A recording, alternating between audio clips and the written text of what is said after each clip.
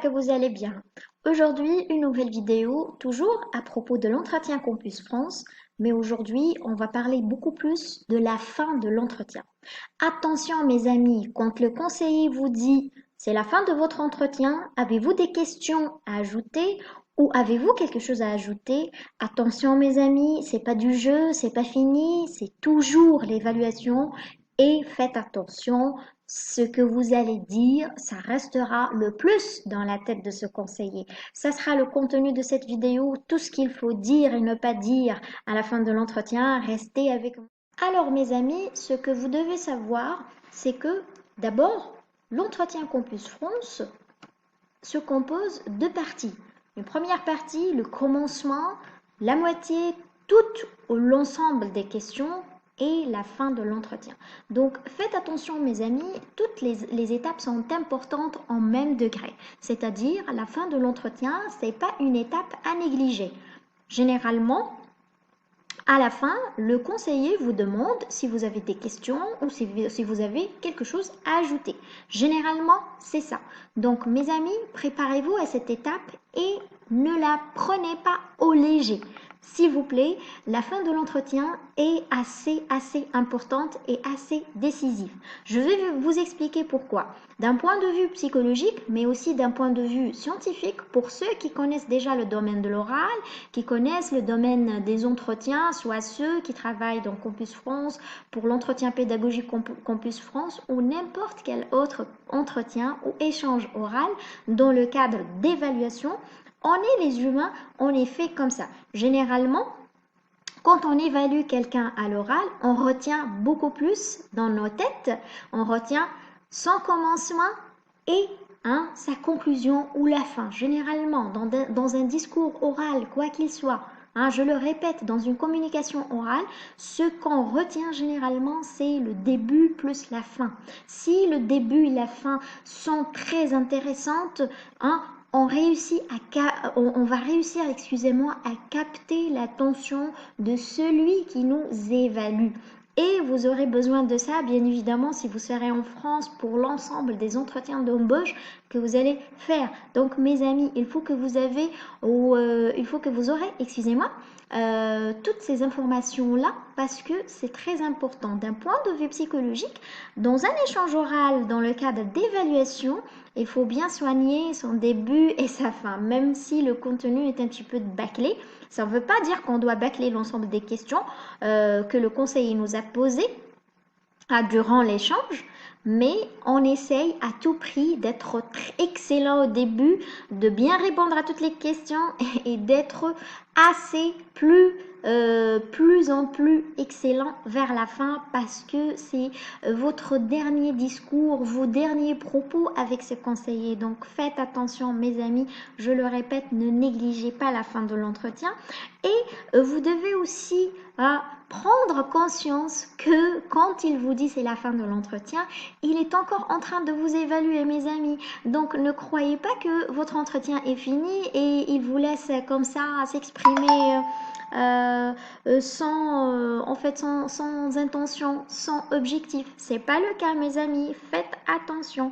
S'il vous donne un mot, s'il est encore en train de discuter avec vous, même s'il vous dit c'est la fin de l'entretien, avez-vous quelque chose à rajouter? Vous êtes encore dans le cadre de l'évaluation. Ce que vous allez dire, soit avec des fautes, soit avec une information fausse, quoi que ce soit, il est encore en train de vous évaluer. Et le pire des choses, c'est que ce que vous allez dire là vers la fin, c'est ce qui va rester le plus dans sa tête. Donc imaginez-vous, si vous allez faire une faute d'orthographe, de grammaire, si vous allez dire n'importe quoi, si vous allez montrer que vous n'avez pas de confiance en soi et poser une question erronée. Donc là, mes amis, faites très attention. C'est ça ce qui va rester le plus dans la tête.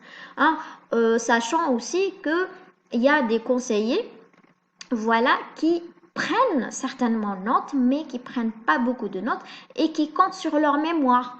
Donc, si vous n'avez pas réussi à entrer dans sa mémoire et capter son attention, excusez-moi, après 4 jours, il va pas se rappeler de vous, il va écrire n'importe quel rapport. Donc, ne risquez pas, ne prenez pas le risque, mes amis. Faites attention et suivez-moi en détail dans le reste de la vidéo. Donc, mes amis, beaucoup d'entre vous m'envoient des messages et on me dit toujours, est-ce que c'est bien de poser des questions à la fin? Est-ce bien de poser des questions ou de ne pas poser des questions?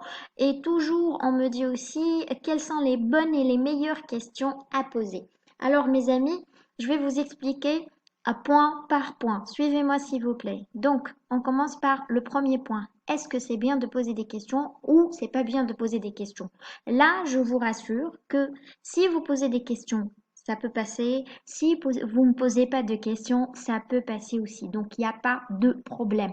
Si vous posez des questions, il n'y a pas de problème. Si vous ne posez pas de questions, il n'y a pas de problème. Mais bien évidemment, il y a un problème quand vous posez n'importe quelle question.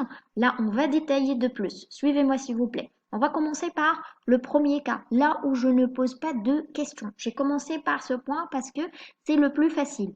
Je ne pose pas de questions, tout simplement. Quand le conseiller me demande, est-ce que vous avez, mademoiselle ou monsieur, une question, quelque chose à rajouter, là, tout simplement, je vais dire, excusez-moi, là, je vais remercier pertinemment. Bien évidemment, avant le remerciement, mes amis, vous devez d'abord dire non, monsieur, effectivement, sincèrement, je n'ai pas de questions à poser, à vous poser, mais et permettez-moi, s'il vous plaît, de vous exprimer mes sincères remerciements pour votre bienveillance, pour votre écoute, pour le temps que vous m'avez consacré. Je vous remercie énormément. Soyez gentil, soyez poli et soyez intelligent quand vous remerciez. Ne dites pas tout simplement non, au revoir.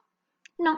Quand je dis je ne pose pas de questions, c'est je réponds avec une manière adéquate. Non, comme je l'ai déjà dit précédemment. Donc non, messieurs, mais ceci, cela, je vous ai déjà détaillé, d'accord? Donc, remercier pertinemment. Donc, je réponds d'abord que je n'ai pas de questions à rajouter, plus un remerciement très poli, bien dit, bien exprimé, d'accord? Là, c'est la première possibilité et ça va passer très très bien parce que le conseiller, quand même, il vous oblige pas à poser des questions. Si vous n'avez pas quoi dire, tout simplement, vous dites ça et vous passez votre chemin. Deuxième possibilité, je pose des questions. C'est la possibilité la plus problématique pour ceux et celles qui veulent poser des questions. Attention, mes amis. Vous pouvez, excusez-moi, vous pouvez tomber sur Internet, sur YouTube, sur des pistes. Voilà. Moi-même, j'ai tombé sur ces pistes-là qui vous dit, en fait, poser des questions, dans ce cas, poser des questions qui sont banales, poser des questions dont les réponses sont déjà connues pour ne pas tomber dans des problématiques avec le conseiller. Attention, mes amis, je vous déconseille ce genre de questions. Par exemple, vous dites au conseiller, Monsieur, j'aimerais bien savoir après combien de temps l'université va me répondre. Mais c'est extrêmement banal quand même, c'est ennuyant, c'est typique, c'est du n'importe quoi. Vous dites par exemple, monsieur, après combien de temps vous allez valider mon entretien? Par exemple, est-ce que j'ai la possibilité de postuler avec d'autres universités privées? C'est du n'importe quoi. Comment, au début de l'entretien et tout le long de l'entretien, vous vous montrez comme quelqu'un qui sait tout de la démarche, qui connaît le coût de la vie, la démarche, les universités, les critères, les modules, les informations, les frais, tout, vous connaissez tout. Et brusquement, vers la fin, tout est devenu paradoxal, contraire, hein, vous ne savez même pas la date limite des réponses des universités. Mais quand même, c'est vraiment du n'importe quoi. Donc, s'il vous plaît, évitez ça. Si vous allez poser des questions de ce genre, banal, ne posez pas de questions. Je préfère que vous ne posez pas de questions. Vous remerciez comme j'ai déjà exprimé au début et vous passez votre chemin et ça passe très très bien. Donc mes amis, et je vais faire une vidéo sur ces questions banales à éviter. Je vais essayer de faire une vidéo là-dessus.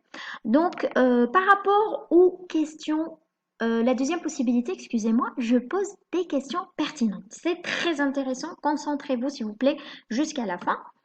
Par rapport aux questions, je pose des questions pertinentes, je vous donne des pistes. Moi, vous connaissez très bien ma façon. Depuis que je vous poste des vidéos, je n'ai jamais donné comme ça une réponse typique à prendre. Toujours, je vous conseille d'être personnel, d'être créatif, d'être atypique, de ne pas voilà, faire du copier-coller. C'est mon slogan et j'insiste toujours sur ça.